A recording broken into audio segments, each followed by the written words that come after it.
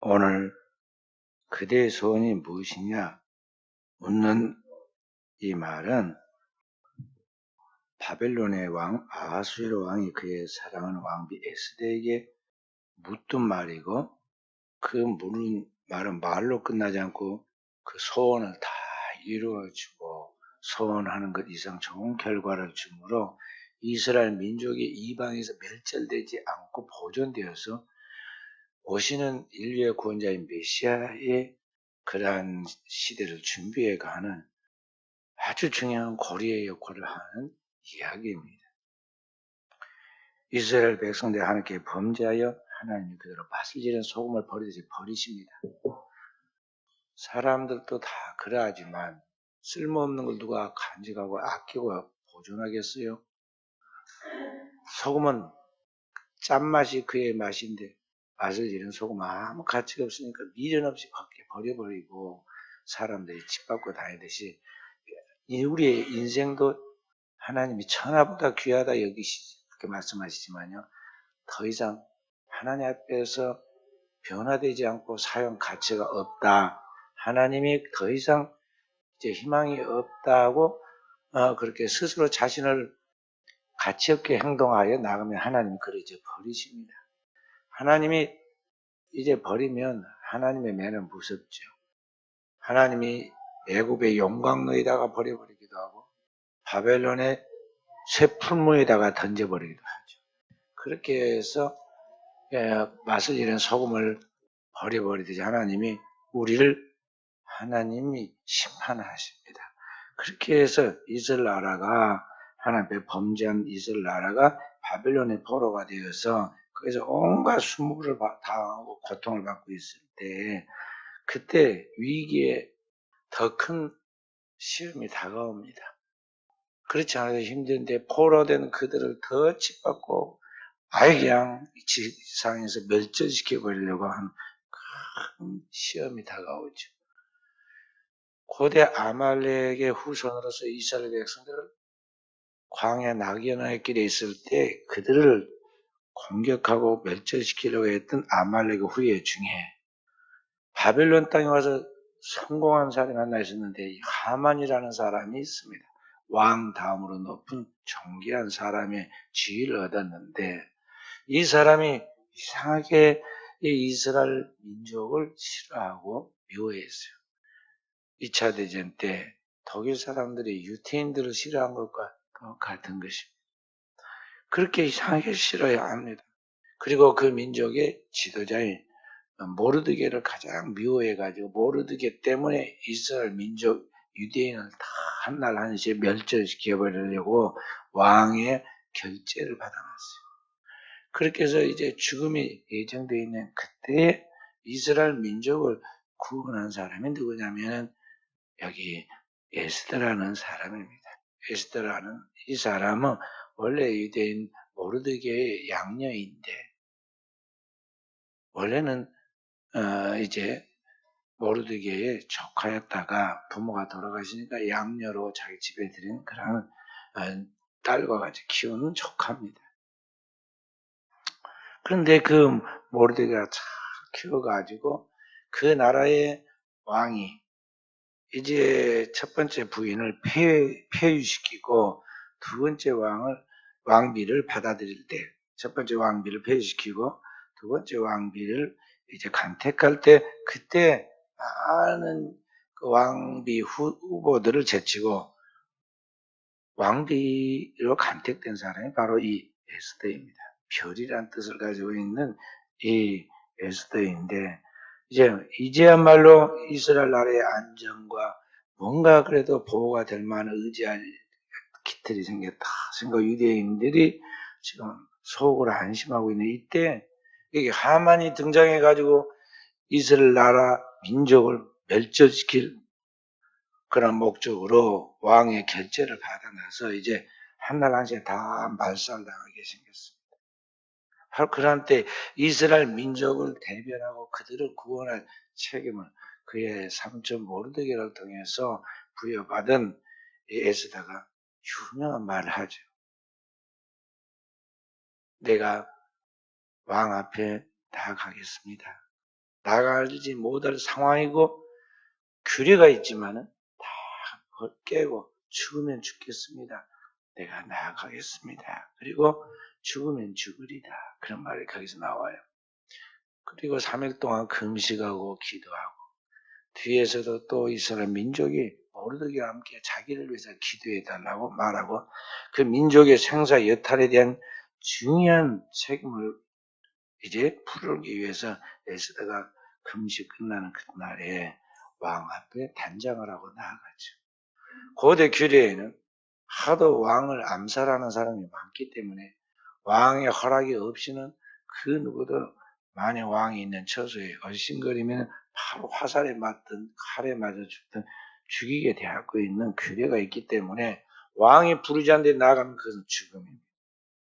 왕비에서는 그동안 30일 동안 왕의 부름을 받지 못했기 때문에 함부로 나가면 안 되는데 죽음을 각오를 하고 그날 아침에 단장을 하고 왕이 계시는 어전 그 문 앞에 딱 밖에 서서 왕을 바라봅니다.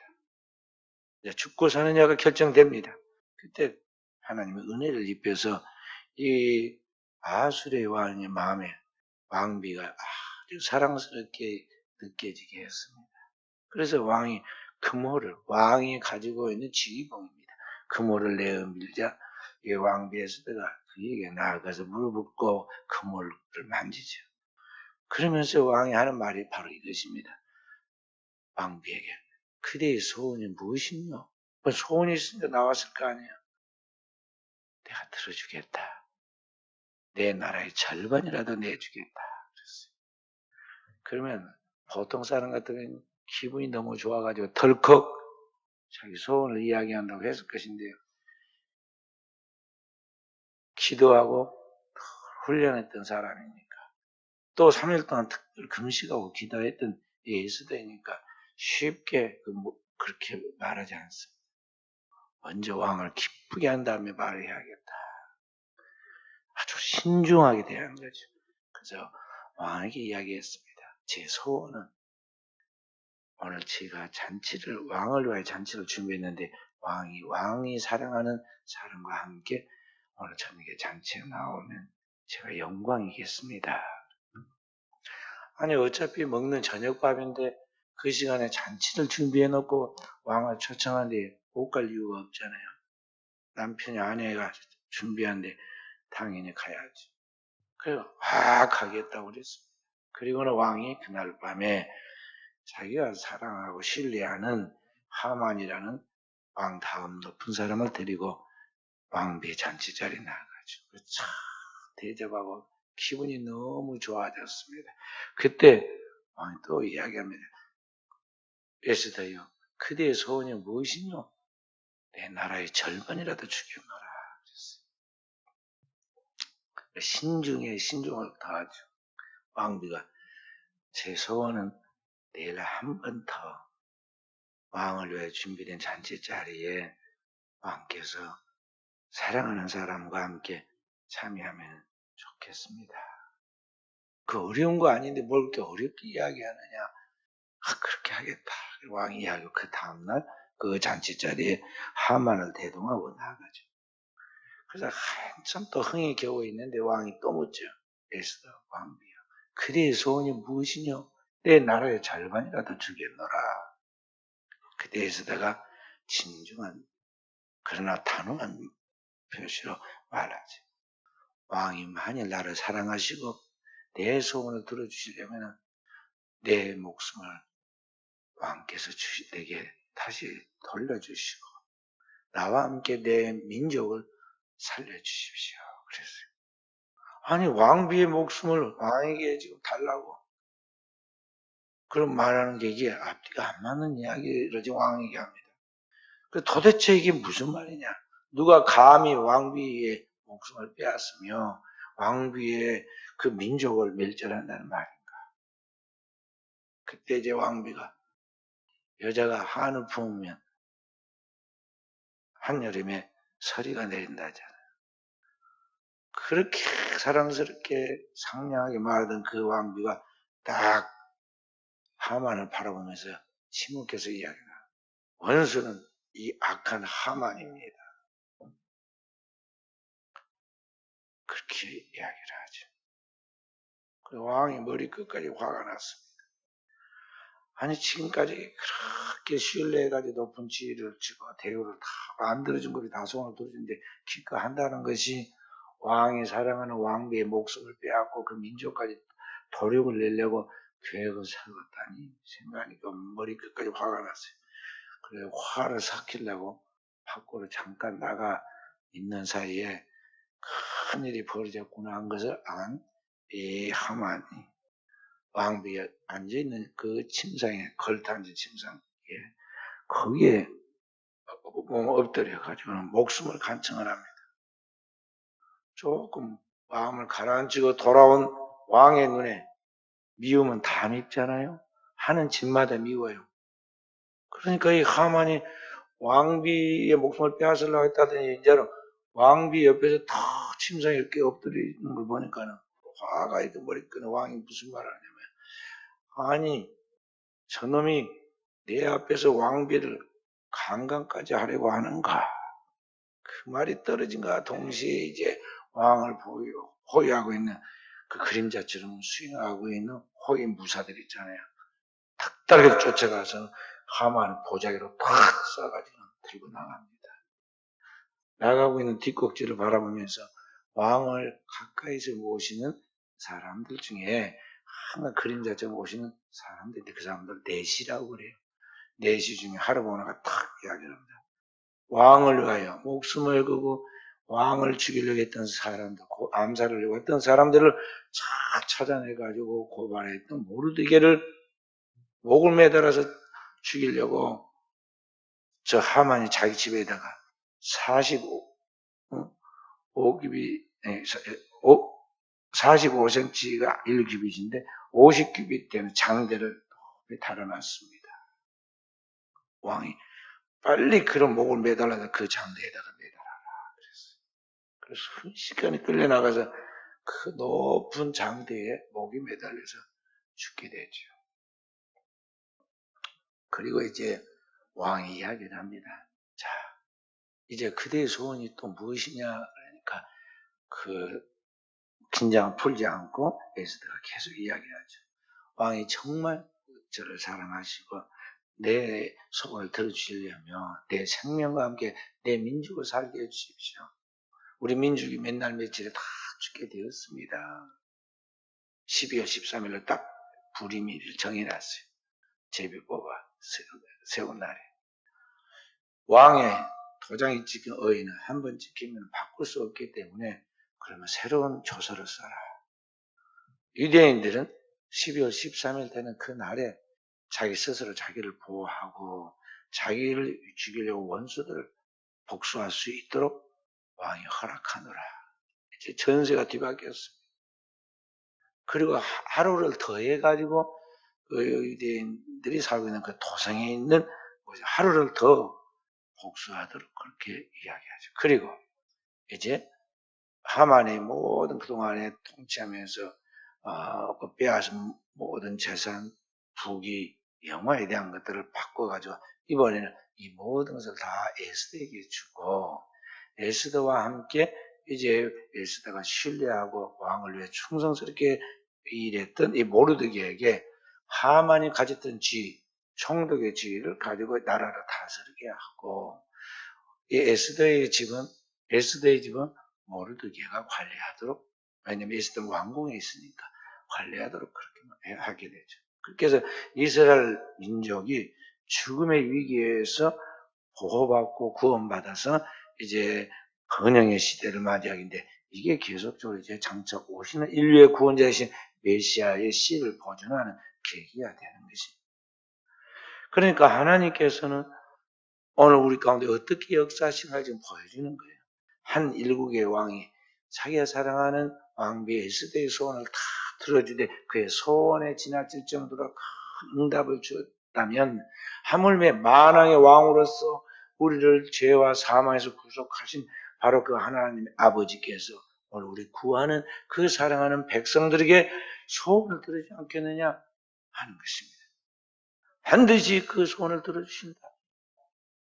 그래서 우리는 하나님 앞에서 내 소원이 무엇인가에 대한 분명한 소원을 가지고 하나님 앞에 나아가야 하고, 주님 앞에 그 소원을 이루기까지 쉬지 않지 하나님의 그 축복을 기다리고 나아가는 종들이 되어야겠어요. 빌립보서 2장 13절에 이렇게 말합니다. 너희 안에서 행하시는 일은 하나님이시니 자기의 기쁘신 뜻을 위하여 너희에게 소원을 두고 행하게 하시나니 그랬어요. 또다시 빌립보 1장 6절에는 너희 안에서 착한 일을 시작하신 이가 그리스도 예수의 날까지 이루실 것을 우리는 확신하노라 그랬어요. 그러니까 우리 하나님이 우리에게 소원을 두고 행하십니다. 그리고 그 소원을 반드시 응답하실 때 우리가 상상할 수 없는 가장 좋은 최선의 응답으로 역사하신다는 것입니다. 그래서 하나님 앞에서 꿈을 가지고 신앙생활하고 하나님 앞에서 신앙의 승부를 걸어야지. 재치하게 시시하게 땅에 있는 것을 가지고 거기 뭐 대단한 것까지 거기에 승부를 거는 어리석은 인생에 대해서는 안 된다는 것입니다.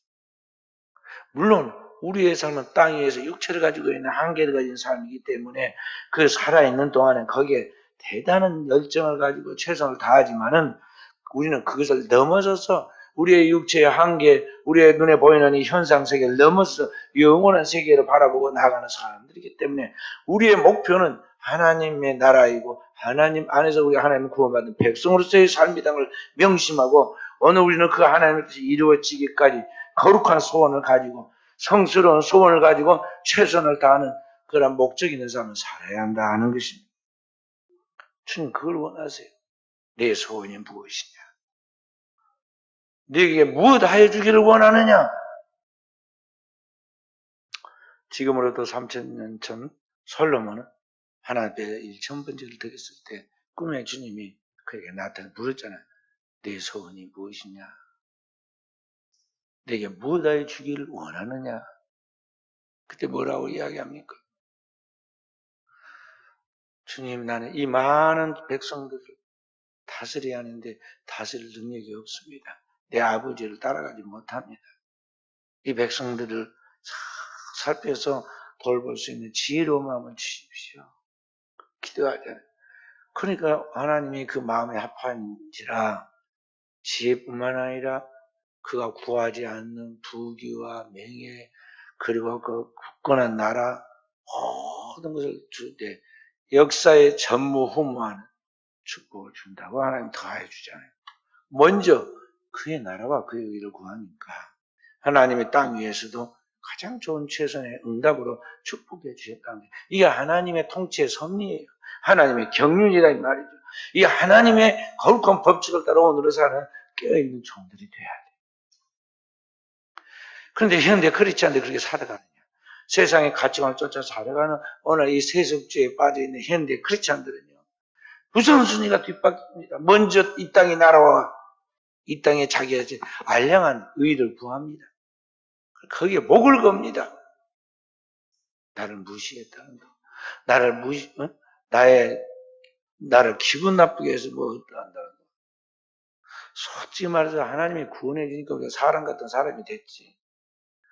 우리가 인간적으로 세상적으로 보면 가장 말속에 있는 보잘것없는 존재란 말이죠. 세상에서 짓밟히고 조롱당하고 무시당하고 별 볼 일 없는 존재들이에요. 어차피 그런 죄 있는 괴수이고 제 투성인데 뭐 조금 무시당하면 어떠하고 짓밟히면 어떠하겠어요. 저도 목회하면서 45년 됐는데요. 별 이상한 사람들이 다 무시하고 그럽니다. 목회 세계는 안 그래, 목사들의 세계는 안 그러는 것 같죠? 똑같아요. 진짜 좀 된 사람, 실력 있는 사람, 영성 있는 사람은요, 조심하고 겸손하고 존중합니다. 근데 그렇지 못한 너무너무 낮은 단계의 수준에 있는 사람들은 겁도 없이 막 말을 함부로 하고 무시하고 사람을 함부로 조롱하고 그럽니다. 그런가 보다. 이런 사람도 있고 저런 사람도 있고 각 단계가 다를 뿐인데 내가 길을 걸어가다가 내 갈 길이 뭔데 돌멩이 발에 채인다고 그래도 다 돌멩이 뽑아버리고 복수하고 언제 내 갈 길 갈 거예요. 그런가 보다. 그러려냐고. 내가 될 수 있으면 저런 사람들하고 시간과 정력을 낭비하지 않기 위해서 말을 말해야겠다. 에너지를 낭비하지 않도록 하기 위해서 말을 섞지 않아야겠다. 그래서 사실 제가 말이 없어졌어요. 내가 그래서 잘 말을 안 해요. 나가면. 왜냐하면 나도 실수하고 말이 많다 보면 내가 실수하게 되고 있어. 할 말 안 하는 말 따라하다 보면 또 다른 사람도 나한테 실수하고. 그러니까 이게 아예 사람들의 이야기는 경청해서 듣기만 하고 분별하고 하나님께 말이 많은 사람이 돼야 돼. 하나님께 쏟아내라는 거죠. 근데 우리는 거꾸로 해, 거꾸로. 왜 그러느냐? 진짜 하나님을 믿어야 하는데요. 하나님에 대한 진정한 믿음, 신뢰가 없어요. 하나님의 살아계신 것, 하나님의 진정으로 믿는 그 사람께 하나님 반드시 응답하시고 축복하시고 상 주신다는 믿음이 없기 때문에 눈에 보이는 지나가는 안개와 같은 티끌 같은 존재인 이 인간께 죽고 사니 하면서 그렇게 시간과 정력을 낭비한다. 그런 것이죠. 그래서 오늘 우리는 항상 살아갈 때 하나님 앞에서 살아야 돼요. 그러면 돼요. 항상 하나님 앞에서 살아야 돼요. 하나님 앞에 서 있는 존재로서 내가 어떻게 오늘을 살아야 할 것인가에 대하여 매일매일 내 삶을 점검하고 오늘의 이 삶을 하나님 앞에 가는 과정에 있다는 걸 알고 도상 위에 있는 나그네로서 내 삶을 두렵고 떨림으로 잘 만들어 가도록 하라 그런 말이에요. 그런데 많은 사람들이 주의 뜻이 무엇인지 잘 몰라요. 나를 향한 주님의 뜻이 있단 말이죠. 하늘에서 그 뜻이 이루어진 것 같이 그 뜻이 내게 이루어지도록 내가 그 뜻을 찾아서 분명히 나를 향한 하나님 뜻을 붙들고 나가야 하는데 자기를 향한 하나님 뜻이 뭔지를 몰라. 그러니까 굉장한 하나님이 쓰려고 하는 사람들이요. 땅에 아무것도 아닌 것 가지고 시간과 정력과 인생을 낭비하고 심지어 목숨을 잃어버립니다. 너무나 어이없이 인생을 낭비해요.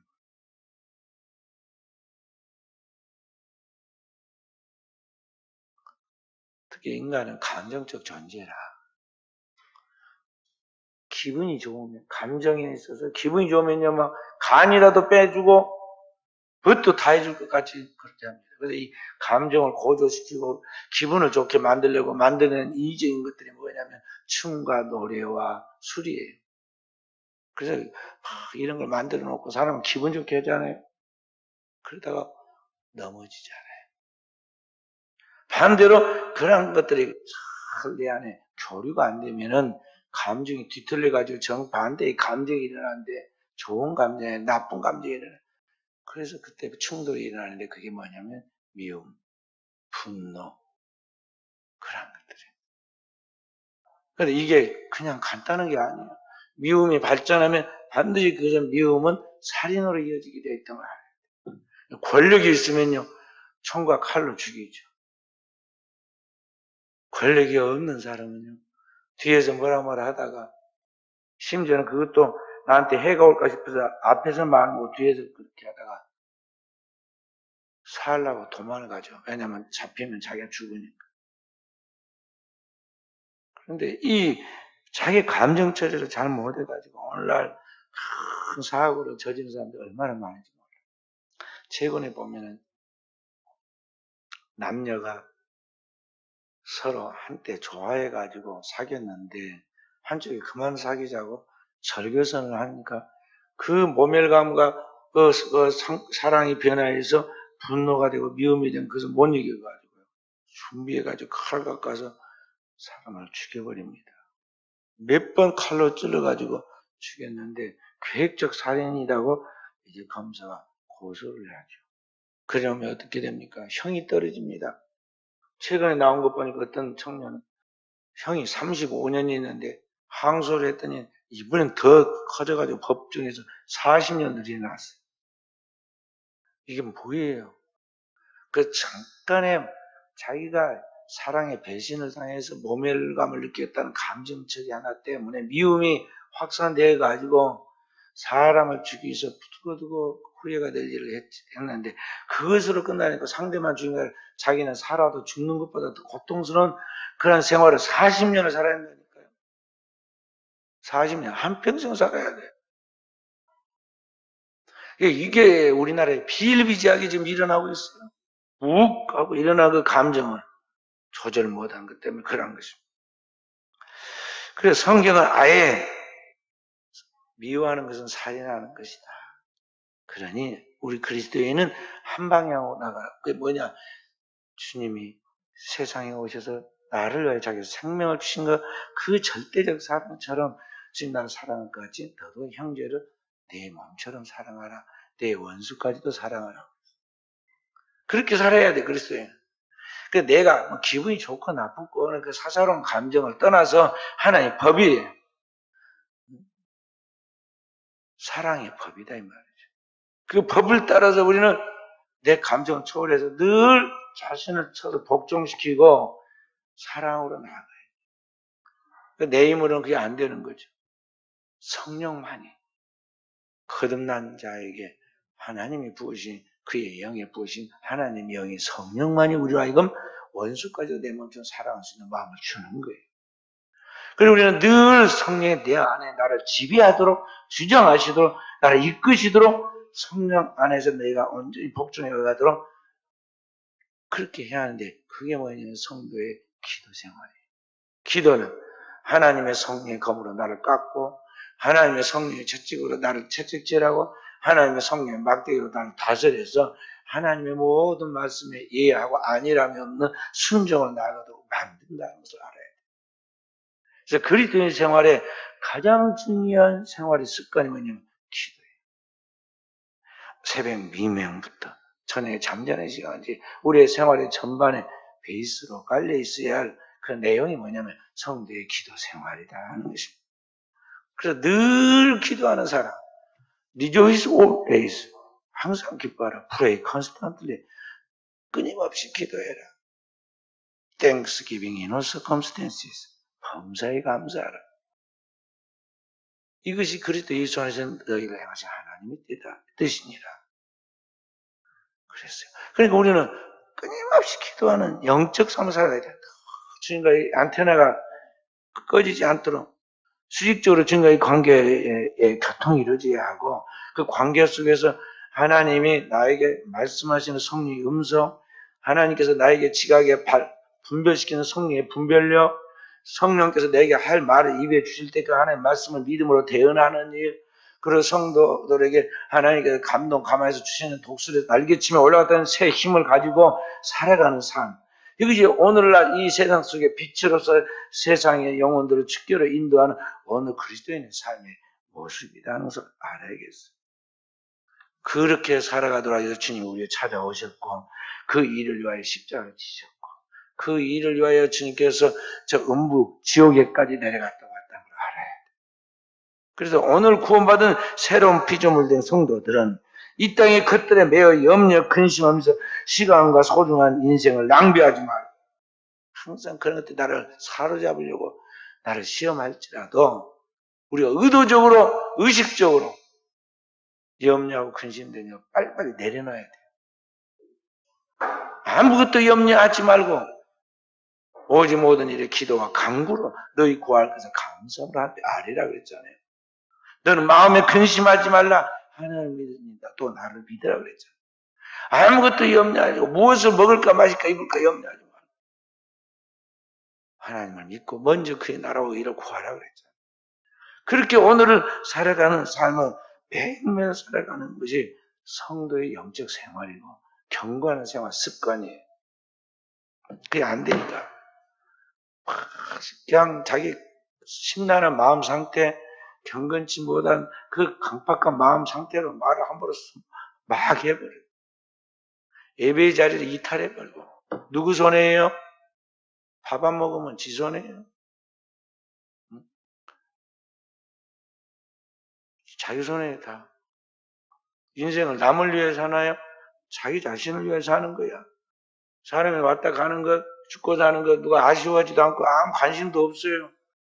가장 가까운 가족이나 조금 애달팔지 남은 죽었으면 죽었는가 보다 사고 났으면 사고 났는가 보다 그 정도죠. 근데 뭐 굉장히 대단해서 자기 아니면 죽을 줄 알고 다른 사람들이 막 울고불고 난리칠 줄 알고 말이죠. 혼자 하늘이 다닥게 뛰고 난리를 치고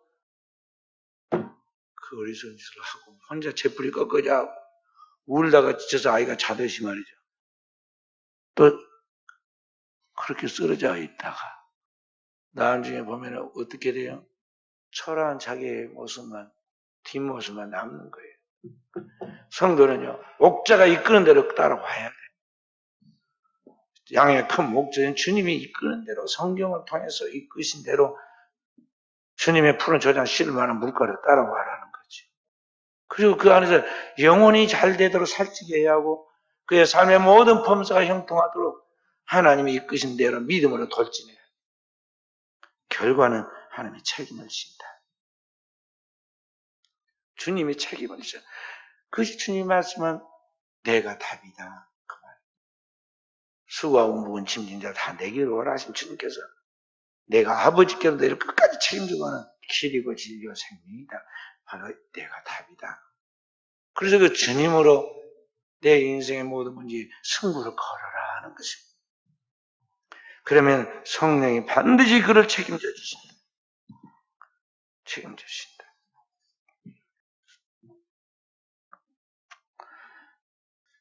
인도의 선교사로 살았던 스탠리 존스라는 사람이 쓴 디바인 예스라는 책이 있어요. 성스러운 순종이라는 말인데요. 이분이 69세에 선교사로 활동하다 69세에 보스턴 병원에 입원하게 됩니다. 왜냐하면 뇌졸중이 왔어요. 그리고 침을 질질 흘리고 몸이 마비되고 일어날 수가 없으니까 병원에 누워 있습니다. 그러나 그에게 믿음이 있잖아요.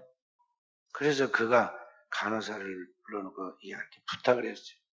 아침에 내가 눈을 뜨면 당신이 나한테 꼭 한 가지 해줄 것이 있다. 들어주겠느냐? 어려운 것입니까? 아니, 하나도 어렵지 않다. 그 말씀해 보십시오. 딱 내가 눈을 뜨면 나에게 말하기를 나사렛 예수 그리스도의 이름으로 일어나 걸으라. 그 말만 해주면 된다. 그것뿐입니까? 그것뿐이다. 그 어렵지 않게 내가 하겠습니다. 그래서 매일 아침에 눈만 뜨면은 간호사 다 지키고 있다가요. 꼭 예수님이 한 대로 그대로 이야기했어요. 나사렛 예수 그리스도의 이름으로 말하노니 일어나라. 일어날까요? 안 일어날까요? 중풍병 걸린 사람이 어떻게 일어나겠어요? 까딱도 안 합니다. 그래서 그 다음날 떠고, 그 다음날 떠고, 그 다음날 떠. 그런데 어느 날 그 말씀이 들려질 때 누워있는 이 스탠리 존스 속에 귀에 그 말씀이 진정으로 믿어지고 하나님의 음성으로 들려졌어요. 일어나라! 그러니까 말 갑자기 온몸이 후끈하고 힘이 생기면서 일어날 수 있다는 믿음이 확 생깁니다. 그래서 쫙 몸을 일으켜 보니까 몸이 일어납니다. 그래서 일어났어요. 그리고 일어나서 그때부터 20년을 더 하나님의 일을 잘 하다가 69세에서 20년 더 몇 살이에요? 89. 우리나라 나이로 90이에요, 90. 90살까지 참 하나님을 일을 하고 선교사로 큰 역사를 이루었어요. 그러니까 이것이 오늘 하나님을 믿고 하나님 말씀을 믿고 나가는 자에게 처지는 하나님의 응답이에요. 믿는 자에게 성령이 역사하시는 거예요. 믿는 그 가운데 하나님의 영이 성령께서 역사하신다. 그래서 성경 말씀하면 믿음은 바라는 것들의 실상이요 보지 못하는 것들의 증거다. 선진들이 이로 말미암아 증거를 받았다. 모든 세계도 다 그렇게 말씀 믿으면서 이루어진다 그랬고 하나님은 이렇게 자기를 믿는 자 하나님이 살아계신 것과 하나님은 진정으로 믿는 자에게 반드시 응답하여 상 주신다는 것을 믿는 자에게 하나님이 역사하신다고 약속했어요. 그래서 오늘 우리는 그런 진정한 믿음이 내게 있는 걸 확인하는 그 믿음으로 사는 종들이 되어야겠습니다. 그래서 오늘 사랑하는 귀한 성도들 우리가 깨어 있어야 합니다. 에베소 3장 10절에 보면 우리의 구하는 것과 생각하는 것이 더 넘치도록 하시는 하나님이다 그랬어요. 스가랴 4장 6절에는 말씀하기를 인간의 힘으로 능력으로 안 되지만 오직 하나님의 신 성령으로 된다 그랬어요. 사도행전 1장 8절에는 오직 성령이 너에게 임하시면 너희가 권능을 받고 예루살렘과 온 유대와 사마리 땅 끝까지 이르러 증인이 된다고 구체적으로 하나님 나라의 도래에 대해서 우리가 바로 그 주인공이 된다고 말씀했어요. 그래서 오늘을 사는 저와 우리 사랑하는 성들이 이런 약속의 말씀에 대한 믿음을 가지고 깨어있는 우리 사랑하는 귀한 종들이 되어지기를 주님의 이름으로 축원드립니다.